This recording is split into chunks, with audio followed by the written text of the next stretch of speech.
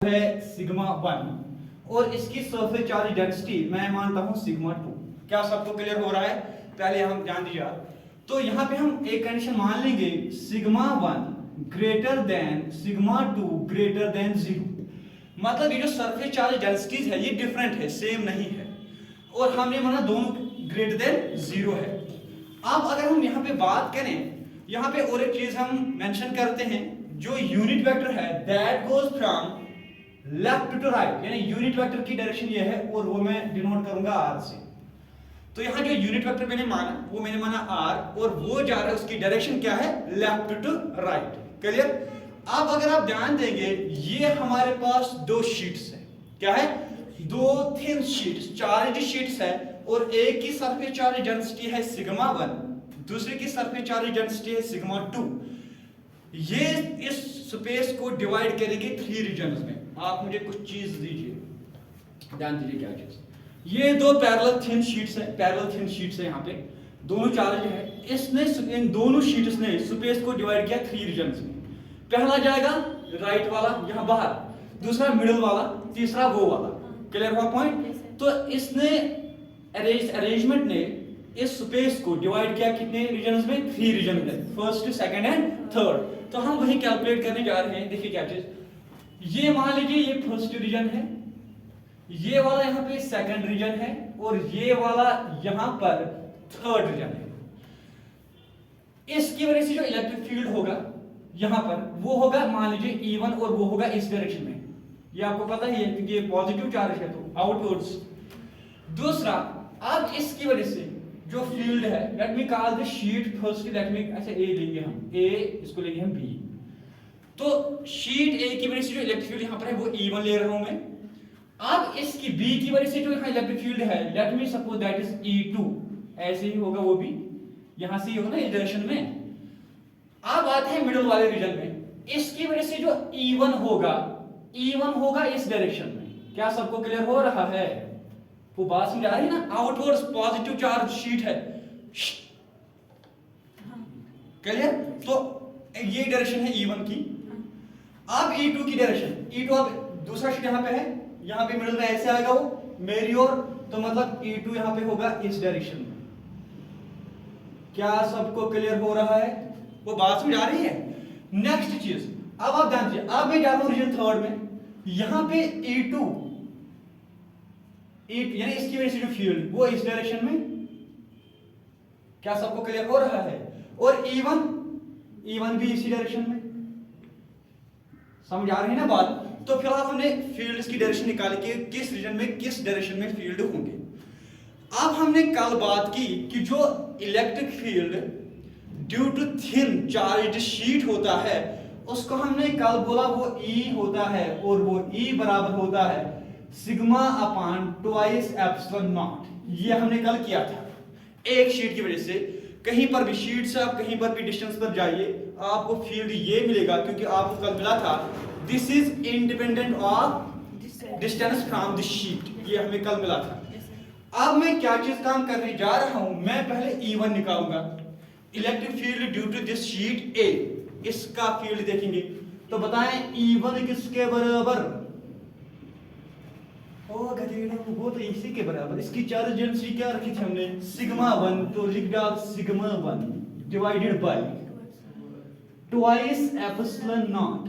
क्या ये सबको क्लियर है?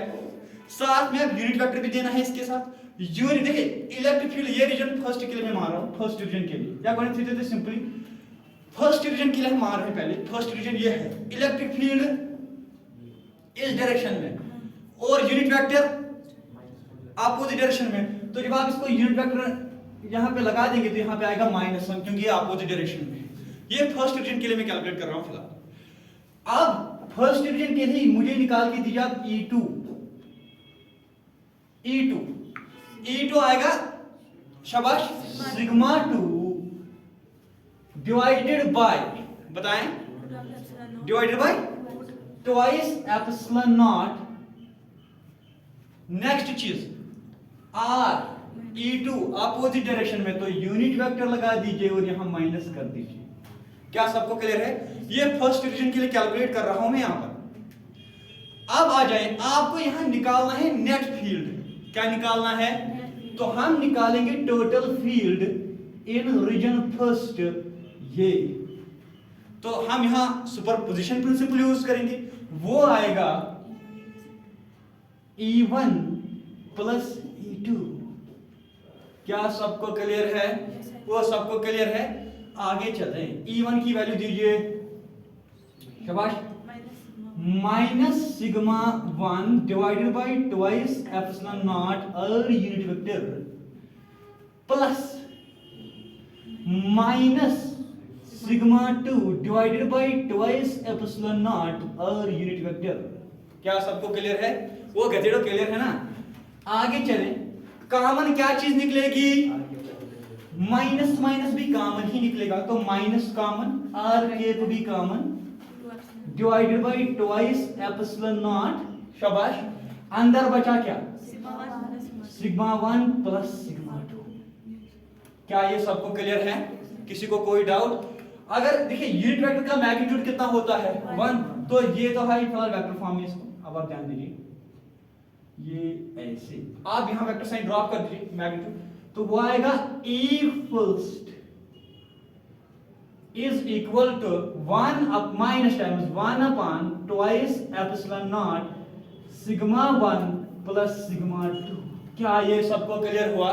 तो ये आया फर्स्ट रीजन में, क्योंकि मुझे 3 रीजन का कैलकुलेट करना है, क्योंकि इस अरेंजमेंट ने स्पेस को डिवाइड किया कितने रीजन्स में? 3 रीजन्स में। तो पहले का आपने कैलकुलेट किया, बिल्कुल इजी है।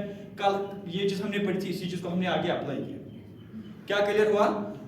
दूसरी, अब हम ये तो फर्स्ट रीजन के लिए था, आ जाए आप सेकंड रीजन का निकाल दीजिए। यहां पर सेकंड रीजन के लिए निकाल दीजिए। सेकंड रीजन में हम यहां पर है, आप यहां पे आप ध्यान दीजिए, तो E1 E2 की वैल्यू, पहले आप E1 निकाल दीजिए, यहां पे E1 निकाल दीजिए, शाबाश। E1 आएगा, सीधे बताएं, सिग्मा, पहले आ जाए sigma 1 divide by twice epsilon not, ये तो आपको पता ही है। अब आप ध्यान दीजिए, आर वेक्टर यानी यूनिट वेक्टर जो है, इसकी डायरेक्शन और E1 की डायरेक्शन सेम है, तो यहां से आएगा आर कैप, माइनस नहीं आएगा। क्लियर? इसी तरह आप E2 निकाल दीजिए, बताएं E2 किसके बराबर? वो आएगा, शाबाश, सिग्मा 2 डिवाइडेड बाई, हाँ, ट्वाइस एप्सिलॉन नॉट, आप सुनिए, अपोजिट डायरेक्शन, तो आर के पूरी यहां पे आएगा माइनस। क्या क्लियर हुआ? अब आपको निकालना क्या है? आपको निकालना है E, ये चीज सेकंड रीजन के लिए नेट फील्ड। वो किसके बराबर आएगा? शाबाश, बताएं। वो आएगा सीधे E1 प्लस E2 माइनस के, तो बच्चे ही फुनी साम। क्या क्लियर हुआ? वो बात समझ आ रही है? भूत की तरह क्यों देख रहे हैं फिर? शाबाश। E1 की value sigma 1 divide by twice epsilon naught और के, ठीक। अब मैं सीधा जाऊं, प्लस माइनस माइनस, सीधे हम माइनस लिख देंगे। क्या क्लियर हो रहा है? Minus sigma 2 divide by twice epsilon naught और के। क्या क्लियर हो रहा है? जरा इसका नेट कैलकुलेट करके दीजिए मुझे। क्या आएगा? जीरो कहां से आएगा?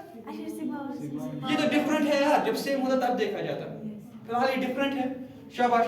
तो ये आएगा, इधर ले जाता हूं मैं इसको, ये ई सेकंड रीजन